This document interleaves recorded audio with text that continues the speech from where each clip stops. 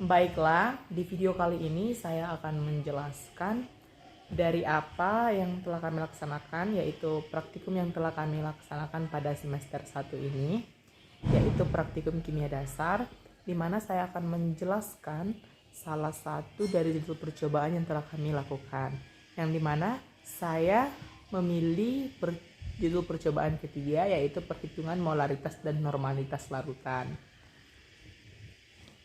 Terlebih dahulu, saya mengucapkan banyak terima kasih kepada Ibu Dr. Nur Aisyah Dalimunte SST MT sebagai Kepala Laboratorium Kimia dan dosen pengampu mata kuliah Praktikum Kimia Dasar, dan Bang Dedi Irawan sebagai asisten dosen, Bang Dimas dan Bang Yudi sebagai abang laboran.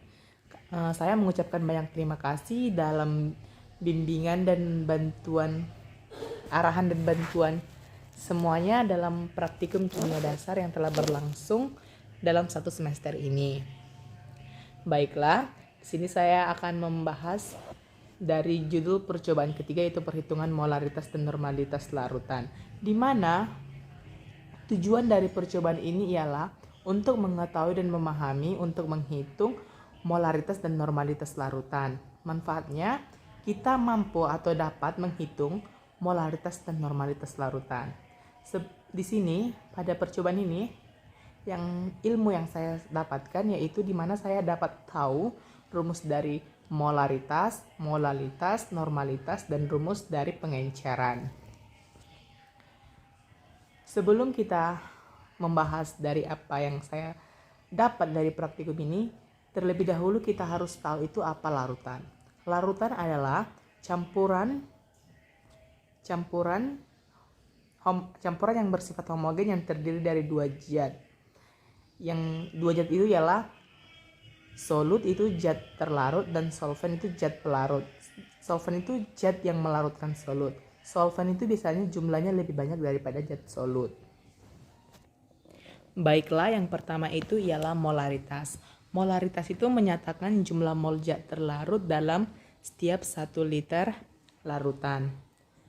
Molaritas dilambangkan dengan notasi M besar dan mempunyai satuan yaitu mol per liter, di mana rumus dari molaritas ialah mol zat terlarut per volume larutan.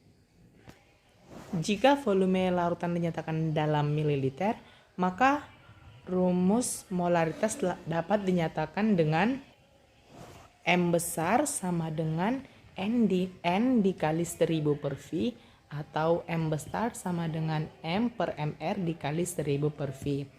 Di mana M besar itu sebagai molaritas, N itu sebagai jumlah mol, V itu sebagai volume larutan.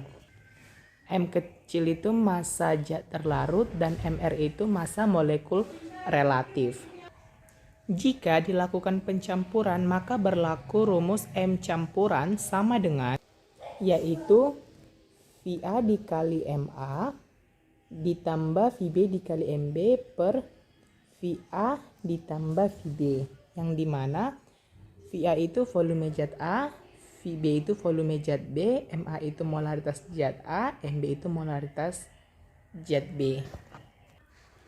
Yang kedua ialah molalitas. Molalitas menyatakan banyaknya jumlah mol zat terlarut dalam 1000 gram pelarut. Secara matematis, rumus dari molalitas adalah M kecil sama dengan G per MR dikali 1000 per P, di mana M kecil itu molalitas, G itu massa zat terlarut, P itu massa zat pelarut, MR itu massa molekul relatif. Dan yang ketiga ialah normalitas. Normalitas didefinisikan dengan banyaknya zat dalam ekuivalen dalam 1 liter larutan, di mana rumus dari normalitas adalah N sama dengan mol zat terlarut dikali ekuivalen per volume larutan. Dan terakhir, pada percobaan ini kami dapat mengetahui dari rumus pengenceran, di mana rumus pengenceran sama dengan V1M1 sama dengan V2M2, atau V1 dikali M1 sama dengan V2 dikali M2, atau V1 dikali N1 sama dengan V2 dikali N2. V1 itu volume awal, V2 itu volume akhir.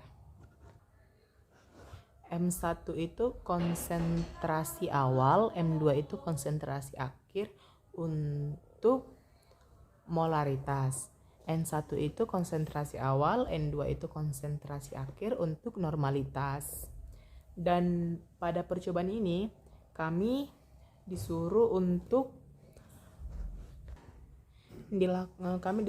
melakukan pencarian pengenceran H2SO4 pekat menjadi H2SO4 0,1 molar dengan menggunakan rumus pengenceran. Di mana dengan kami melakukan percobaan ketiga ini, yaitu perhitungan molaritas dan normalitas larutan ini, kami juga dapat mengetahui rumus dari pengenceran dan dapat mencari volume awal dari pengenceran H2SO4 pekat menjadi H2SO4 0,1 molar. Inilah yang saya dapat jelaskan dari apa yang telah saya dapatkan dari praktikum kimia dasar pada percobaan ketiga, yaitu perhitungan molaritas dan normalitas larutan. Kesan saya pada berjalannya praktikum kimia dasar ini pada 1 semester ini yaitu sungguh sangat senang, dan ini berkesan banget sama saya dikarenakan ini salah satu praktikum pertama saya di Universitas Medan Area, dan Bang asisten dosen Bang Dedi dan para abang laboran juga menerangkan dan mengarahkan kami dengan baik pada proses praktikum berlangsung, dan begitu juga Ibu Nur Aisyah Dalimunte yang memberikan arahan kepada kami. Sekian dan terima kasih.